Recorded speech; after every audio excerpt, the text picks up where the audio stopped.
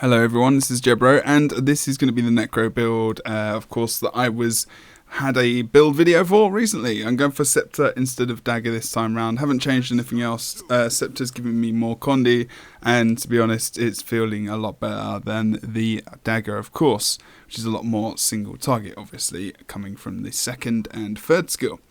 So here we go. We're going to do the commentary once again, which I feel like is going to be fairly useful, especially for my own play. Necro is a weaker class of mine, and still I'm being a bit noob like then when I was trying to go into my Warhorn. So I'm not sure what I was trying to do there, but hey ho. We are going to see the Thief going for our close point. I do see someone crossing, I think, soon.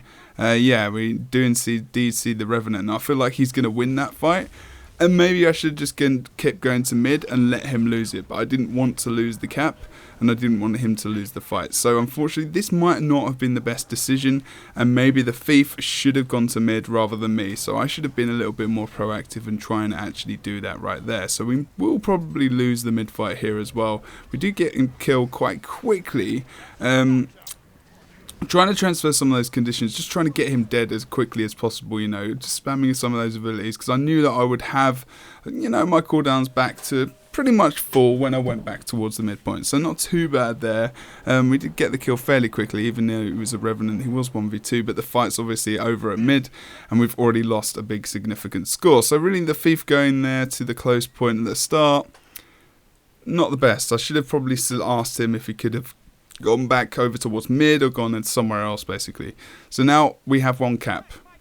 We are going to go in towards mid. I want to try and sandwich this guy, so I do try and put down my mark to get the chill off, and it is an elementalist as well, so susceptible to conditions, even though he's probably running Soldier's Amulet, so he can get rid of those conditions as well. And when I say amulet, I actually mean rune. So I'm trying to get my chill off as much as possible on this elementalist, just applying the conditions as and when I can, but also supporting myself and my teammates, getting rid of any conditions I can. I'll jump into Reaper's Shroud here, try and get the fear off, but we do have the Treb coming in as well, dodging through that fire field as well on the point. You can see the Revenant here as well as the Ellie.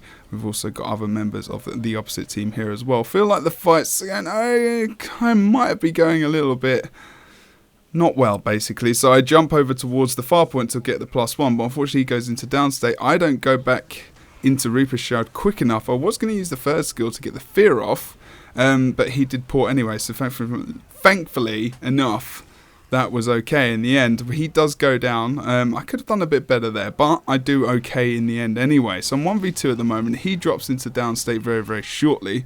Now I know the Warrior's going to come off point, and he's going to potentially go for damage. So I try and put chill on him. I do get that off a little bit as well. So he's got some stacking damage. Yep, the point is capped, so now I need to try and win the fight. We get the guys, in both of them, in downstate. The Revenant comes in as well. I don't get the down there at all either. I try to put the poison down, but he does actually interrupt me as well, so that soul spiral would have been very strong there, but I just try and put some Condi pressure down onto this guy, as well as some poison as well on the corpse that's currently down, because that's important, because it can stop his resing power.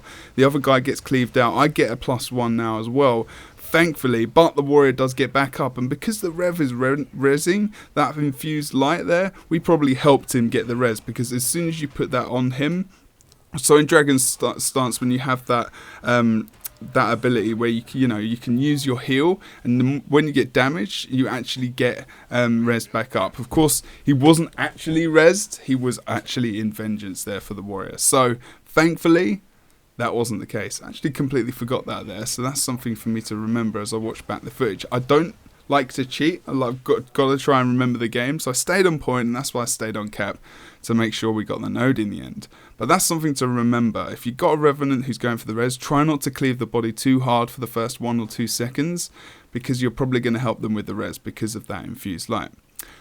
So, let's go back over to the windmill. We've already got 2 players there. I'm having a look at the Rev. Really, in this situation, didn't really need to go for this and try and get the kill, but they're still respawning and running onto the map, so it's not too bad. Mid is overrun. It's okay. This comeback was all from this windmill fight, basically. So you're going to see how well the rest of the game goes. So we decide to get the kill on the Revenant quite quickly. I'm going to start to leave this now, hopefully quite soon, because I know people are starting to respawn onto the map. We get the kill in the end, and now I've got to leg it back off. So Time to run back into the map as quickly as possible, using the Warhorn 5, of course, to give me swiftness. I've already got 25% extra run speed coming out through the Signet, but I'm still going to use the Warhorn to get even more, so 33% run speed now around the map, to get to mid quickly, because we're losing Mansion as well, so that overcommittal could really cost us, unless we can actually go over to mid. And there's only one person here. We're already winning the fight as it is, so I don't really need to +1 that too much, so I can go back over to the Mansion, contest that possibly in a 2v1. And I think I looked at the score there, because I was thinking, what is going on? I mean, where is this red team? They're moving around the map very slowly. They're going into the close point as well. I can +1 this quickly versus the Thief. Easily get my second skill off as well. And we're going to take him down pretty easily. So not much effort needed. But we've got 2 more coming in. So I put down the chill mark to make sure we definitely get the down. So slows them into the point. So that was not bad use of that ability right there. Just trying to get any damage off onto the Revenant I possibly can. Trying to mount up the conditions.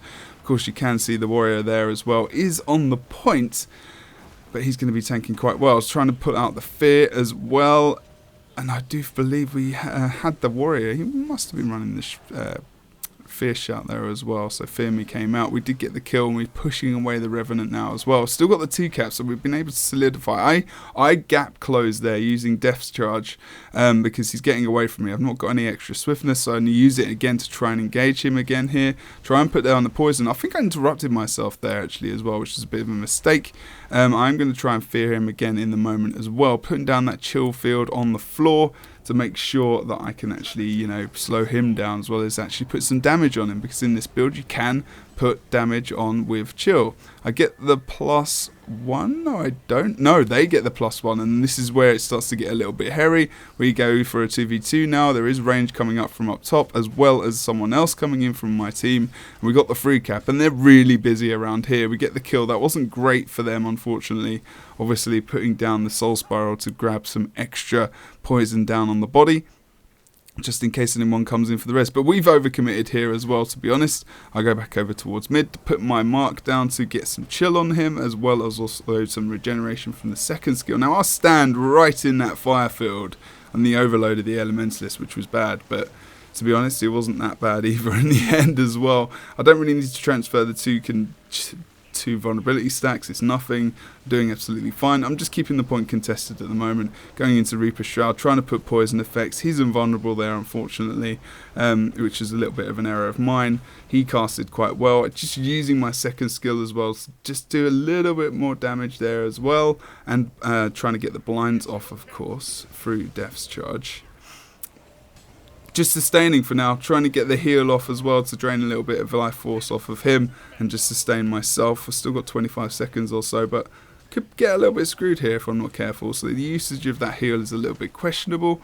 Jump into Reaper's Shroud. Should try and fear someone off the edge here. Would have been beneficial, but unfortunately I didn't in the end. Putting Chill Field down again for AoE cleave to try and just put extra pressure on. Windmill fight at the moment we've lost as well, so potentially there could be some trouble over there as the decap comes out. We're still 200 points ahead, so we're just sustaining. We need to win this team fight really, because we've got 1v1 happening over on the Mansion as well.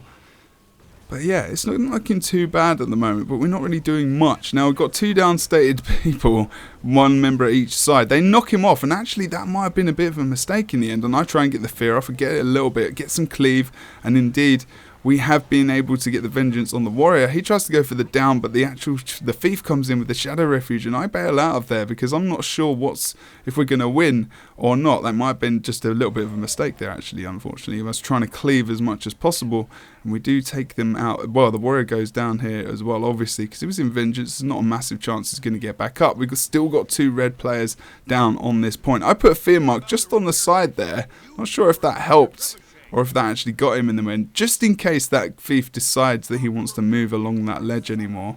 Not a real massive waste or bother, because I've still got to move over towards this point. My plan isn't really to get the decap, it's just to try and get the kill on the warrior, because I know I can kill him in a 1v1. It's not too bad. I dodge both of his big abilities here as well, his knockdowns, and I interrupt the 3rd skill, try and lump up some conditions. Of course he's not taking any damage for now. Try and get the fear off as well, and the poison stacking, you can see how much damage is coming out onto him currently as well through chill and poison.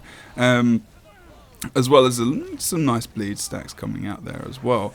Trying to cripple him, slow him down as I move around his corpse. That's a little bit preemptive, but in the end, you know, I'm easily allowed to just kind of burn him down over time here. Poison again, stacking up through the... You can see how many might stacks I've got as well. 25 might stacks I had for a while there. And I'm running around with high stacks and might in team fights as well. Of course, going for that strength rune as well as the strength sigil as well, of course. So, all in all, he just vengeance, trying to get the kill on me. Bit of a waste of time for him, unfortunately, because he's not going to have much luck. So I'm just staying on point as much as I can to try and get the cap and try and finish the end of the game. So really, you saw how pinnacle that moment was when we were on this fight point here, and I was almost 1v3 to a degree almost. One guy went down, the warrior went down as well. He vengeance so they could try and get the kill possibly, and I forgot, obviously, you know, I didn't look at him when we were in the fight and actually see vengeance on. So as far as I remember, because I recorded this game a day or so ago, and the Revenant came in, but we did win that in the end. But the whole game just changed from that instant moment. Red team were locked down. They didn't move back into the map. And that's how easily you can snowball a map in Guild Wars 2. If you can really pressure them and get momentum on your side, they need to regroup. And in solo queue, that's very difficult. So if you want to be a good solo queuer, you really need to pile that pressure on sometimes as well and really demoralize your opponent. But anyway, up in Jebro. Hope this has been fairly useful. I've learned a lot from this video, and I'm not going to say I'm a good Necro player, but we're going to get there through commentary and through talking about stuff. See you later, everyone. Don't forget to like, comment, subscribe, and follow the stuff on the screen. See you soon.